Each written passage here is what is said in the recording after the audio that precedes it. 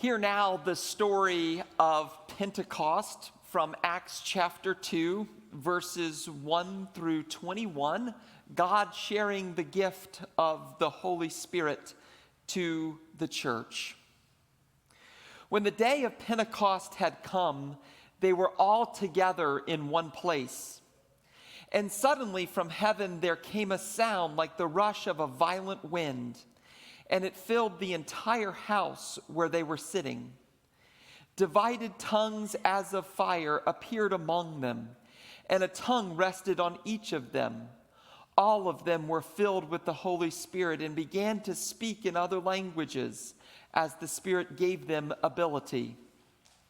Now there were devout Jews from every nation under heaven living in Jerusalem.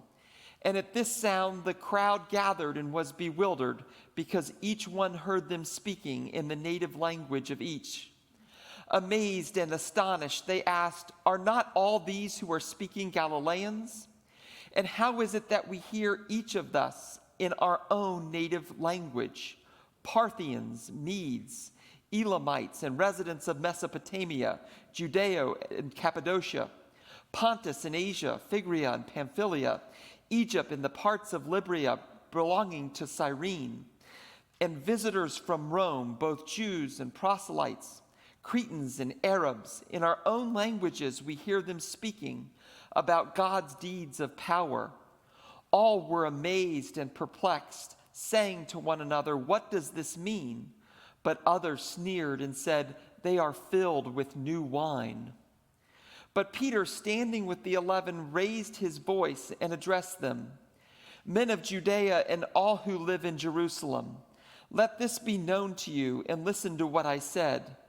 Indeed, these are not drunk as you suppose, for it is only 9 o'clock in the morning. No, this is what was spoken through the prophet Joel. In the last days it will be, God declares, that I will pour out my Spirit upon all flesh, and your sons and your daughters shall prophesy, and your young men shall see visions, and your old men shall dream dreams. Even upon my slaves, both men and women, in those days I will pour out my Spirit, and they shall prophesy. And I will show portents in the heaven above, and signs on the earth below, blood and fire and smoky mist. The sun shall be turned to darkness, and the moon to blood, before the coming of the Lord's great and glorious day. Then everyone who calls on the name of the Lord shall be saved."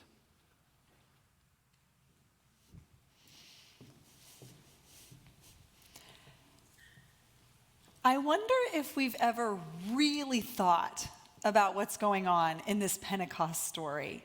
We hear it year after year, and I wonder if we don't sort of tune out a little bit and fill in the gaps, because we know how this story goes. We've heard it so many times. But I think that maybe the rough and sharp edges and the drama of this story gets softened a little bit because it's so familiar. So I want us to imagine this Pentecost story with fresh ears and try to imagine it with a new perspective. So you have Jesus' disciples, the early church, all of these people from all of these different cultures and backgrounds speaking their own languages. And they are all in this place together, and they're understanding one another. And it is just a loud cacophony of noise, and you can't make out anything anyone is saying. And then you have the rush of a violent wind. Imagine hurricane force winds blowing through this place. The curtains and the windows are blowing. The doors are banging open and shut. You've got dust and dirt swirling around, being blown up by the wind. And then we have fire. I don't know exactly what shape the fire took. Luke, the writer of the book of Acts, said that the fire landed on the tongues of each person, which sounds terrifying. I hope it was a metaphor, but the point is that this was such a dramatic scene that fire was somewhere in the midst of it. Now, if I was observing this as an outsider, I would think these people were having a mental health crisis. This is not normal behavior. We hear it year after year like, oh, Pentecost is back. Let's wear our red and celebrate. But this is really odd, what is happening here. And I confess that I don't think I would see this and say, oh, of course, they're having an encounter with the divine. I would think that they needed help quickly. This story is really scary if you think about it, but it is also a testament to the power of God.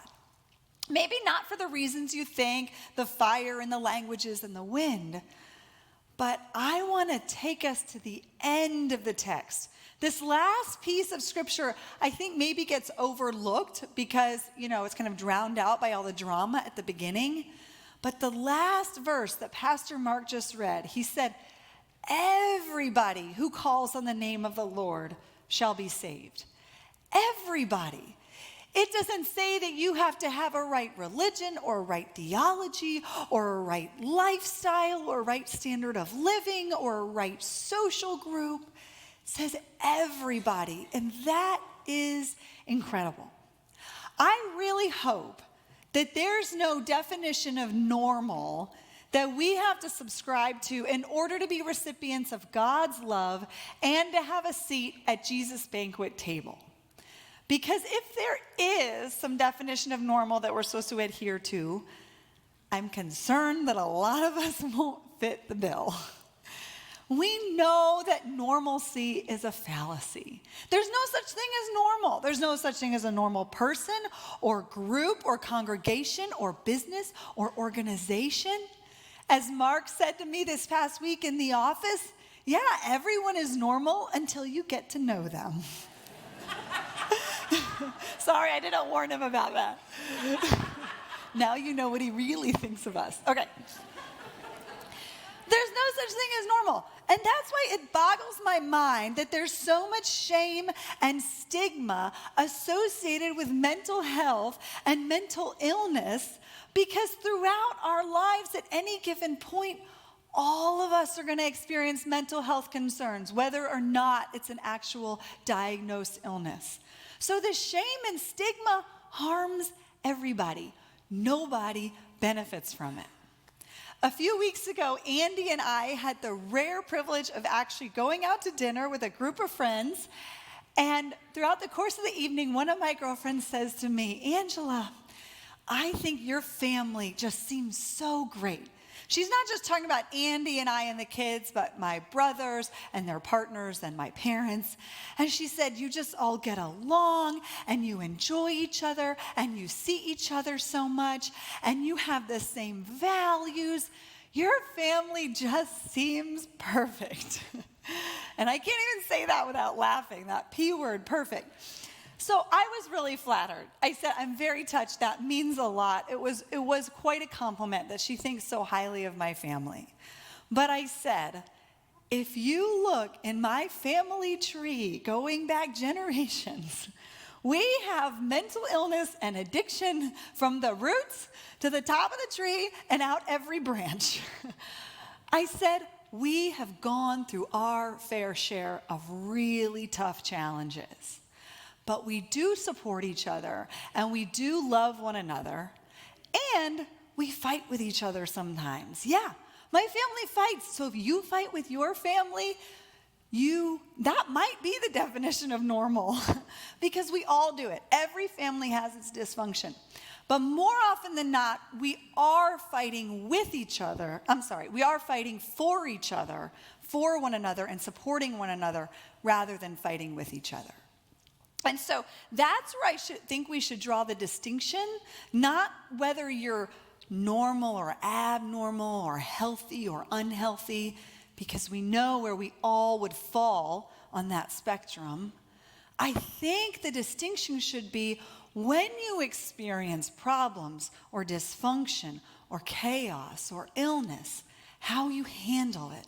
Do you handle it in a healthy, supportive way, or in an unhealthy and dysfunctional way? And that, I think, is a true testament to our character and our faith.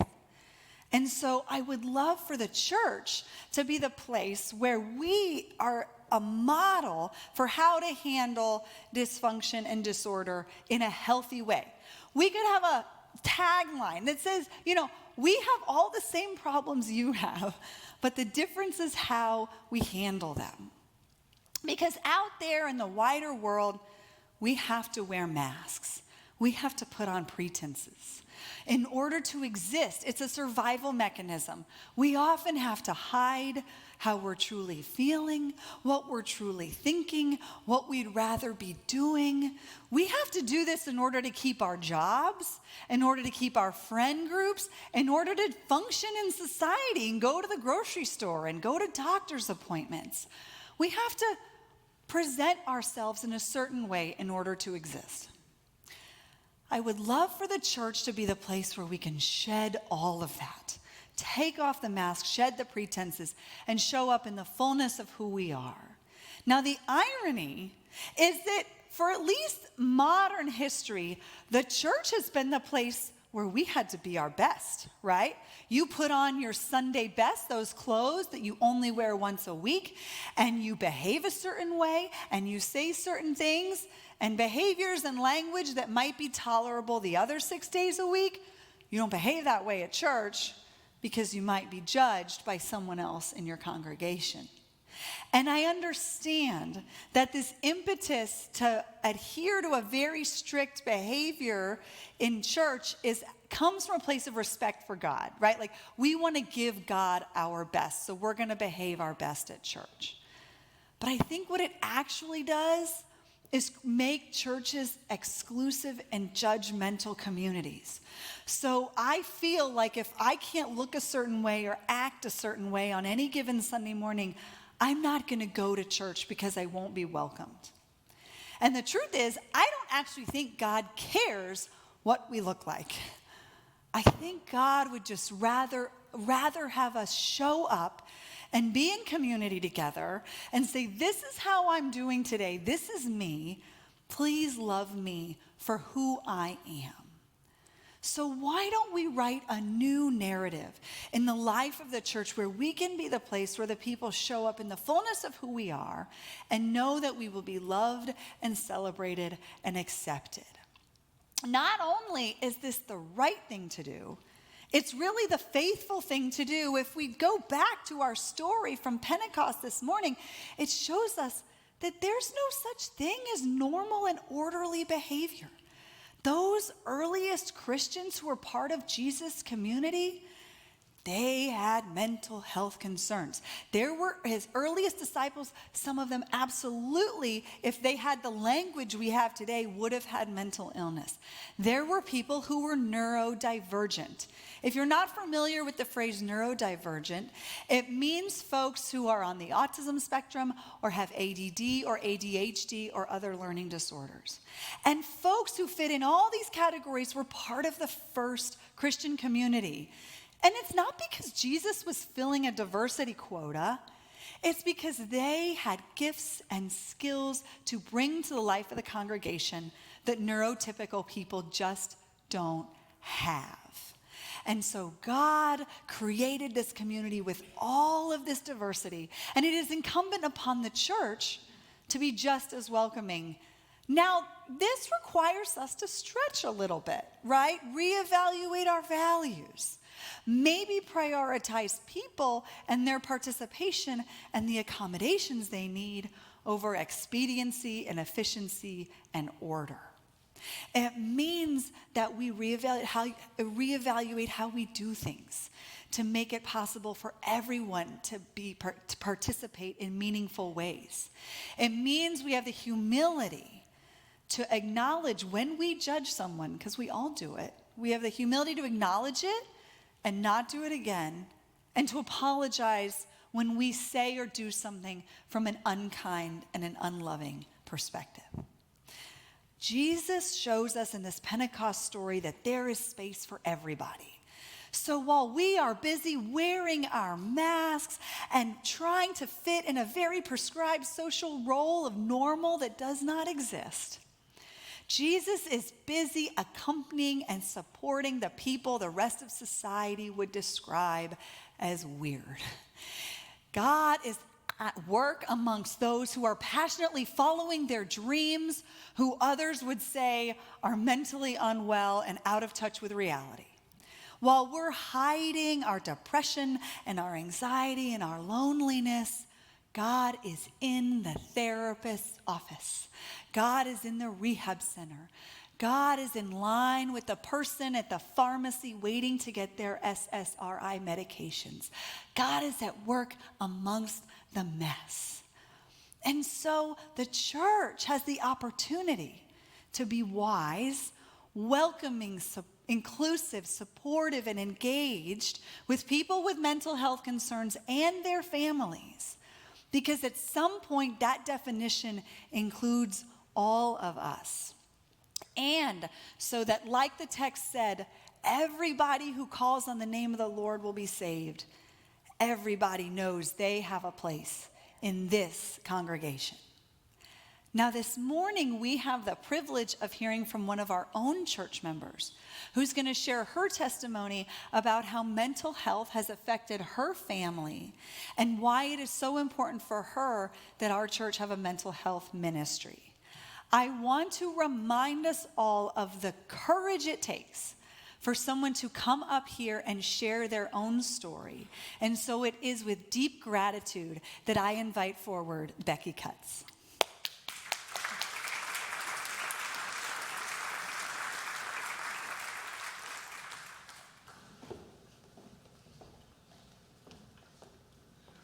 Wow, what an introduction. Thanks, Angela. I'm Becky Cutts, and I'm a member of the WISE Task Force. Today on this Mental Health Awareness Sunday, I would like to share with you what it's like to be the mother of a child who has mental health challenges. Our son had a fairly typical childhood with lots of friends and activities. Growing up, he was a successful student, a 3-season athlete, a brilliant singer and musician in a prestigious high school. Everything seemed great to us, but it wasn't for him. He went off to college and things really began to get difficult for him. He was the victim of some freshman bullying, and he got stuck in a bad relationship. His grades dipped. We scheduled counseling for him at school, which despite our insisting, he only attended intermittently. He later admitted that he didn't respect his therapist, didn't really know how bad he was and how sad he was. He came home for his fall break his senior year, and we could see that his physical appearance had changed tremendously. His hygiene had deteriorated, and he just wasn't himself.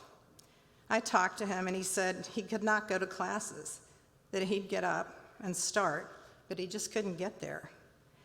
We agreed he should put college on hold and come home. He took the rest of the year off, got some therapy, did some music at our church, got a job, and was able to go back and graduate from Vanderbilt the following year. At that point, he was diagnosed with depression and executive functioning disorders. He then spent 2 years in graduate school where some of the same issues recurred, but something good happened. He met his current wife. After more years of therapy, much again that he was resistant to, he finally found the correct therapist and the correct diagnosis of bipolar II and generalized anxiety disorder. When he told me what that was, and I read the research on the symptoms of this disorder, I knew they finally got it right, and so did he. This is one of the hardest things for people that have mental health issues, was finding the right therapist and getting the right diagnosis. It can take years. He now takes medication for the bipolar II and uses strategies to deal with his anxiety. He had a couple tough years in various jobs, but now has been employed as a minister of music at a congregational church for 6 years, and he even occasionally preaches. His wife is a middle school music teacher and is also active in the church. But he struggles with this every single day. It's part of his life and who he is. He finds exercises helpful. He's an avid skier, and he took up skateboarding in his 30s to help him cope. I asked him if it was okay to tell you about his story in church for our Mental Health Awareness Sunday. I've been telling him about our WISE committee for the last 2 years, and I asked him what a church community might do to support people with mental health challenges. He answered that everyone should feel loved, and especially in the church. No one should be left out. Everyone should have friends. And that's what our faith is all about. Being on the WISE task force has helped me too. The members of our group have shared their personal stories, read books to better understand mental health challenges, and supported one another. We've taken courses offered by the David Lawrence Center, and we've brought in speakers. It's not easy when a family member suffers, and we feel each other's pain. During my son's college years, I spent many a sleepless night. I was so worried about him. I cried often and everywhere, even in the grocery store. When people said hello to me, I would just cry. I received very little support from my friends, family, and even my church at that time. I got my own counseling, which helped. I think awareness and education is so important. I still worry about him, but I'm glad he understands his challenges and he addresses them. His wife is a constant source of support. It means so much to me that our church has become a WISE congregation and is supportive of those people who face these types of challenges and of their families like mine who are trying to support him. His final words to me as I interviewed him were, "Don't be sympathetic or afraid of those with mental health challenges. Just have compassion and understanding. And don't take it personally when their behavior towards you is not what you expect it to be. It's who they are and what they live with every day." Thank you for listening to my story on this Mental Health Awareness Sunday. Maybe you know someone who has a story like this one.